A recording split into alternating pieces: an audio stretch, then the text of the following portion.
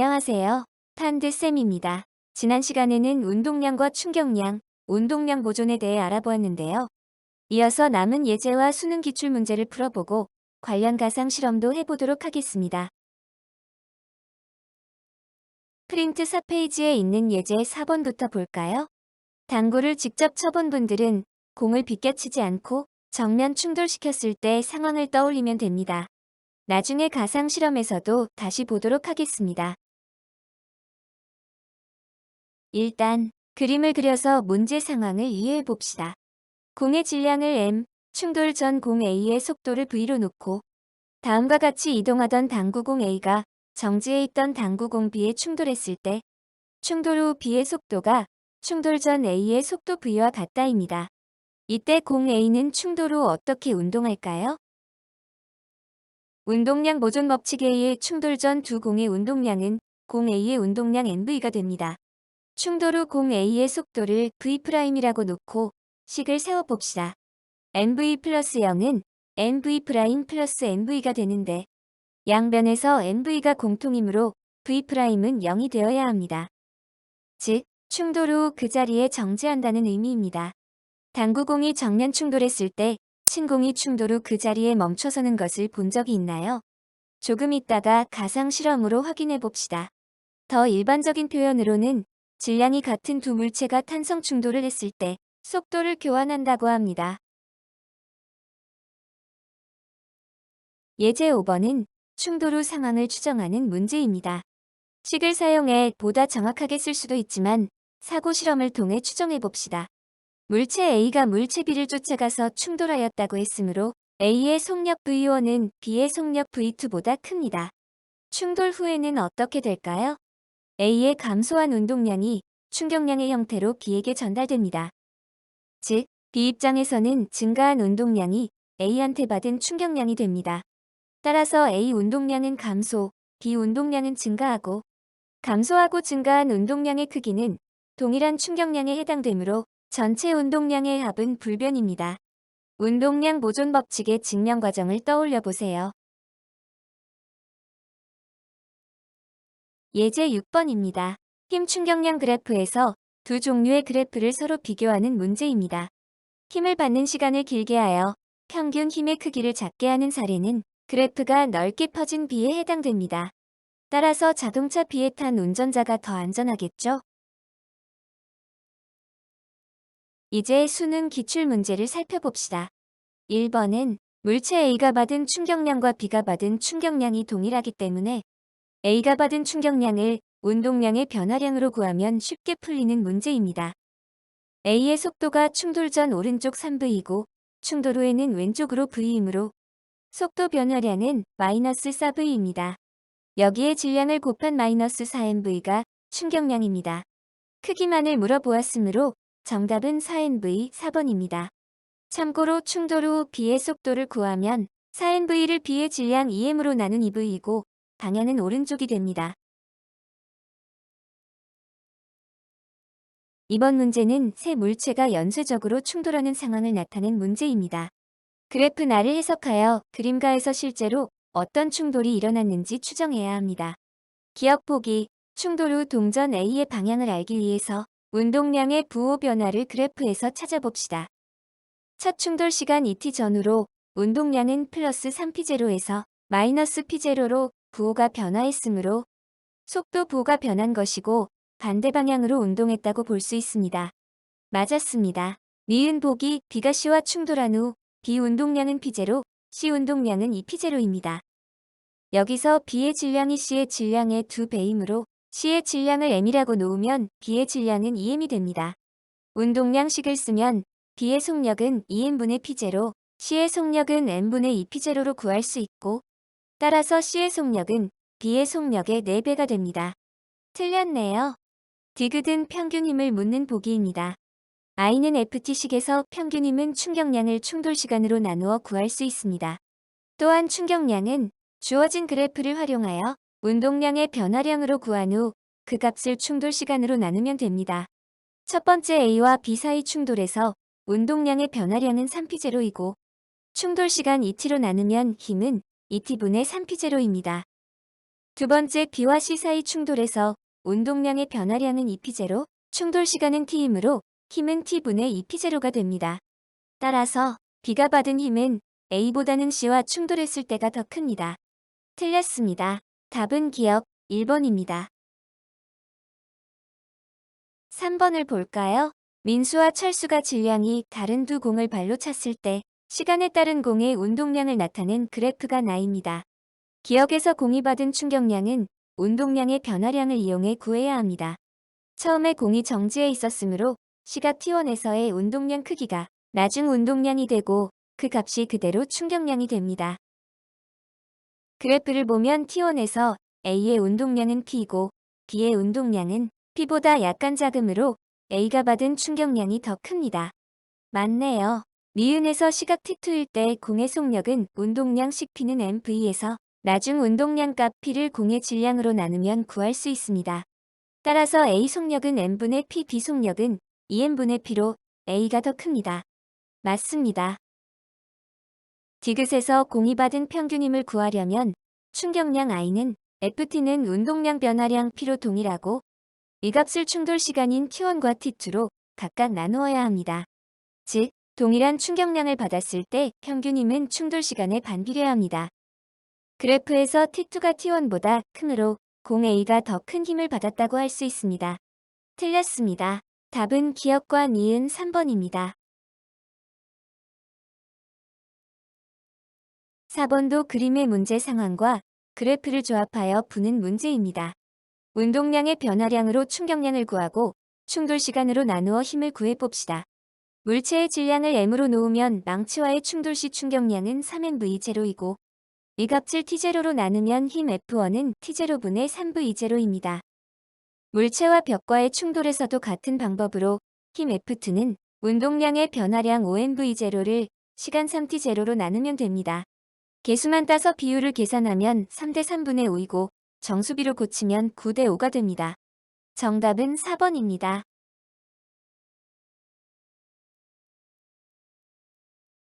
5번입니다. 충돌 후 A가 오른쪽으로 1m/s로 운동한다 라는 정보에 주목해 봅시다. 기억보기에서 힘시간 그래프에 밑넓이 S를 물었는데 읽자마자 충격량 또는 운동량의 변화량이라고 아셔야 합니다. A의 속도 변화가 마이너스 3m/s이므로 운동량의 변화량, 즉 충격량의 크기는 질량 1을 곱해 6이 됩니다. 맞습니다. 참고로 S는 그래프의 밑넓이이므로 크기만 따져서 마이너스 부호는 굳이 붙일 필요 없습니다. 니은 보기 충돌 후 B의 속력 구하기도 운동량 보존 법칙을 쓰는 대신 충격량은 운동량의 변화량을 이용해 볼까요? 충격량 값 6Nm/s는 B의 질량 6에 B의 속도 변화를 곱한 값과 같습니다. 그럼 B의 속도 변화는 1m/s이고 나중 속도를 V라고 놓으면 V에서 처음 속도 1을 뺀 값이 1이므로 충돌 후 속도는 오른쪽 3m/s가 됩니다. 틀렸습니다. 마지막으로 디귿은 작용 반작용 법칙에 의해 주고받는 힘의 크기는 같습니다. 맞네요. 정답은 기억과 디귿 3번입니다. 이제 가상 실험을 볼까요? 두 공의 충돌 실험에서 공의 질량과 속도를 변화시키면서 충돌을 시켜봅시다. 예제 4번에서처럼 두 공의 질량은 동일하게 하고 정지해 있는 빨간 공에 파란 공을 움직여 충돌시켜 봅시다. 앞에서 구했던 것처럼 파란 공은 충돌 후 그 자리에 멈추게 되고 빨간 공은 파란 공의 속력으로 움직이게 됩니다. 이번에는 빨간 공의 속력을 약간 주었을 때 파란 공이 따라가서 충돌하는 모습입니다. 충돌 후 속력에 주목해보세요. 충돌하는 두 물체의 질량이 동일한 경우 충돌 후 속도가 서로 교환됩니다. 즉, 파란 공과 빨간 공의 속도가 서로 바뀐다는 것이죠. 속도 교환의 원리가 두 공이 서로 마주보며 다가와서 정면 충돌하는 경우에도 성립할까요? 방향을 포함해서 확인해보세요. 질량이 같을 때 속도가 교환되는 원리는 마찰이 있는 경우에는 성립하지 않습니다. 역학적 에너지가 보존이 되는 완전 탄성 충돌에서만 성립하기 때문입니다. 참고로 충돌 전후의 에너지 관계를 이용해 충돌을 분류하는 내용은 물리학 2 과정에서 배우게 됩니다. 이번에는 공의 질량을 다르게 해봅시다. 무거운 공이 정지해 있는 가벼운 공에 충돌할 때 어떻게 될까요? 무거운 파란 공이 가벼운 빨간 공을 밀고 가는 모습입니다. 파란 공의 속력은 약간 줄어들었죠? 빨간 공의 운동량을 전달해 주었기 때문입니다. 충돌시키는 파란 공을 가볍게 하고 빨간 공을 무겁게 조정하면 어떻게 될까요? 비슷한 상황을 말한 속담으로 계란의 바위치기라는 말이 있습니다. 여기서는 계란이 깨지지 않는 공이라고 생각해야겠네요. 충돌을 하면 파란 공은 충돌 전과 반대 방향으로 운동하게 되고 빨간 공은 천천히 움직이게 됩니다. 좀 더 특별한 충돌을 살펴볼까요? 운동량 보존 법칙을 배울 때 내부에서 힘을 주고받는 분열이나 융합 상황도 충돌의 일종이라고 했었는데요. 먼저 분열 상황입니다. 정지해 있는 대포에서 포탄을 발사하면 앞으로 나가는 포탄의 운동량과 동일한 크기, 반대 방향의 운동량을 대포가 갖게 됩니다. 포탄을 발사하기 전에 대포가 정지해 있었기 때문에 발사한 후 운동량의 합이 0이 되어야 되기 때문입니다. 실제로 확인해 볼까요? 영상 속의 가상 실험처럼 마찰이 없다면 대포는 뒤로 무한정 밀려나겠지만 실제로는 땅에 단단하게 고정시키며 유압식 충격 방지 장치 등을 사용합니다. 게임 스타크래프트 탱크 유닛의 시즈 모드를 생각하면 될 것 같네요. 포탄의 속력이나 질량을 증가시키면 어떻게 될까요? 발사된 포탄의 운동량이 증가한다는 의미입니다. 또한 포탄이 질량이 크면 폭발력이 크다는 뜻이고 속력이 크면 사거리가 크다는 의미도 됩니다. 확인해보면 대포가 훨씬 뒤로 밀리게 되는데 그만큼 반동이 커서 표적의 조준이 어렵습니다. 예를 들어 북한이 장사정포나 미사일의 포신을 길게 하거나 화약의 양을 늘려서 무리하게 사거리를 늘린 편인데 그만큼 명중률은 많이 떨어지는 편입니다. 반동 제어 기술이 훨씬 떨어지기 때문입니다. 다음은 융합의 예입니다. 완전 비탄성 충돌이라고 하는데요. 충돌 후 두 물체가 하나의 물체로 합쳐지는 충돌입니다. 가상 실험에서는 큰 물고기가 작은 물고기를 잡아먹는 흠존무 한 상황입니다. 앞에서 본 두 공의 충돌과 비슷하게 한쪽 물고기가 정지해 있고 다른 물고기가 움직이는 상황을 봅시다. 정지해 있는 작은 물고기에 큰 물고기가 다가가서 합체하고 속력이 느려집니다. 전체 질량이 커졌기 때문입니다. 이번에는 작은 물고기가 정지해 있는 큰 물고기한테 와서 스스로 먹히는 기묘한 상황입니다. 충돌 전 운동량을 가진 물체는 작은 물고기이기 때문에 큰 물고기는 합체 후에 작은 물고기의 운동 방향으로 움직입니다. 식사 후 뒤로 밀려나는 모습을 볼 수 있습니다. 운동량 보존 법칙을 아주 잘 보여주는 예로 충돌구 실험이 있습니다. 뉴턴의 충돌구라고도 하는데요. 좀 유명한 실험이라 어디선가 봤던 경험이 있을 수도 있습니다. 완전 탄성 충돌에 가까운 충돌을 하는 강철구를 여러 개 묶어 놓은 장치입니다. 한 개의 구를 들어서 충돌시키면 반대편에 정확히 한 개가 올라오게 됩니다. 두 개면 두 개, 세 개면 세 개가 정확히 올라오게 됩니다. 세 개일 때 중간에 있는 구가 항상 움직이는 것도 확인해 보세요. 이 현상을 운동량과 충격량의 원리로 설명할 수 있나요? 추가적으로 다음 시간에 배우는 운동 에너지와 위치 에너지 개념도 들어가 있습니다. 한 개의 구를 들었다 놓았을 때 높이에 따른 위치 에너지가 운동 에너지로 변환됩니다. 운동 에너지에 의해 속도를 생기면 운동량을 갖고 충돌을 통해 운동량의 변화량이 충격량이 되어 옆에 강철구에 전달됩니다.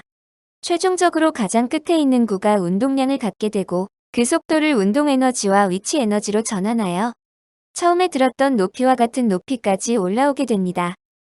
역학적 에너지 보존 법칙인데 실제로는 점점 진폭이 줄어들다가 멈추게 됩니다. 마찰이 있기 때문이죠. 실제로 이 장치를 이용해 실험을 하는 동영상이 있습니다.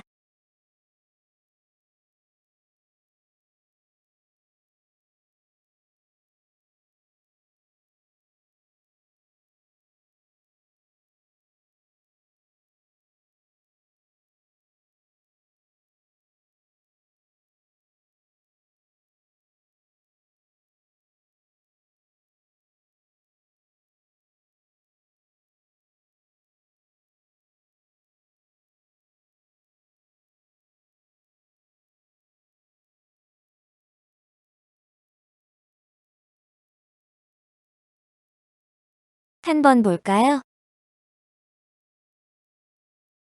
마지막으로 2차원 충돌을 볼까요? 자세한 내용은 물리학2에서 배우는 내용인데 소개만 하겠습니다. 아까 빨간 공과 파란 공의 충돌 실험은 정면 충돌을 가정한 상황인데 현실에서는 더 다양한 상황이 많습니다. 당구 대위에서 공을 비껴서 맞추는 경우처럼 말이죠. X축과 Y축 방향을 모두 갖는 2차원 충돌 상황인데 분석도 두 방향으로 나누어서 해야 합니다. 충돌 후 진행 방향의 각도를 측정하여 삼각함수를 사용해야 하는군요. 당구를 쳐보신 분은 흰색 공으로 첫 번째 공을 맞추고 나서 두 번째 공을 맞추기 위해 어떻게 쳐야 하는가에 대해 고민해 보신 적이 있을 것 같습니다. 나중에 저랑 당구장을 갈 기회가 있으면 좀 더 설명하고 싶네요. 가상 실험은 여기까지입니다. 이번 시간에는 운동량과 충격량에 대한 예제와 수능 기출 문제를 풀어보았고, 다양한 충돌 상황에 대해 가상 실험도 해보았습니다. 식을 세워 푸는 것도 중요하지만 무조건 기계적으로 풀기 전에 사고 실험을 통해 어떤 상황이 될지 예상해보는 습관을 들이면 물리적 직관력을 키우는 데 큰 도움이 됩니다. 오늘도 열심히 학습하시느라 수고 많으셨습니다. 감사합니다.